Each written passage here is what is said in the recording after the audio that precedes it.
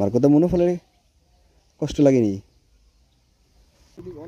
Viewers, আজকে অন্য একটা এতিমের কাছে যাবো, একটু অন্য ক্যাটাগরিজের, ঠিক আছে? ওর জন্য কিছু আম কিনছি, আমটা হাদিয়া হিসাবে দিয়ে আসবো আজকে ওর কাছে। তো দেখতে থাকেন কোথায় যাই।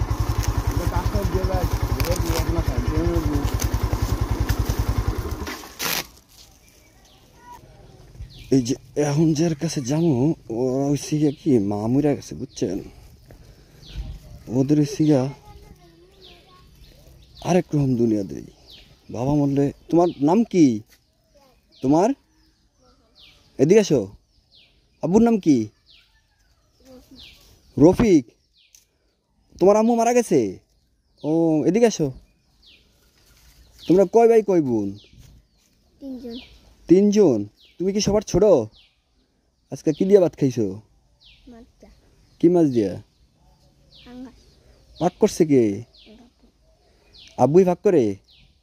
কাপড় চোপড় দিয়ে দেয় কে? তারপরে রান্না বান্না সব বাবাই? দোয়া মোছা সব বাবাই করে? বকা দেয়নি? ভালোবাসে? হ্যাঁ, আদর করে? হ্যাঁ, সবাই তিন ছেলে একসাথে থাকো? তোমার বড় ভাই কি করে? কিসে? তোমার আম্মু যে নাই, তোমার কষ্ট লাগেনি? লাগে না? মার কথা মনে পড়ে? মার কথা মনে পড়ে কষ্ট লাগেনি? এই আমরা তোমার জন্য নাও, এদি তুমি খাইবা। কে খাইব? তোমরা খাইবা? হ্যাঁ, খাও। কি নাম কইলা তোমার? কি নাম কইছ? মোহন। হ্যাঁ, একটু দাঁড়াও। চকলেট খাইবা? চকলেট? আচ্ছা, চাচ্ছু তোমারে, ভাইয়া তোমার টাকা দিয়ে দিতেছি চকলেটের। চকলেটটা আনি না, চকলেট টাকা দিয়ে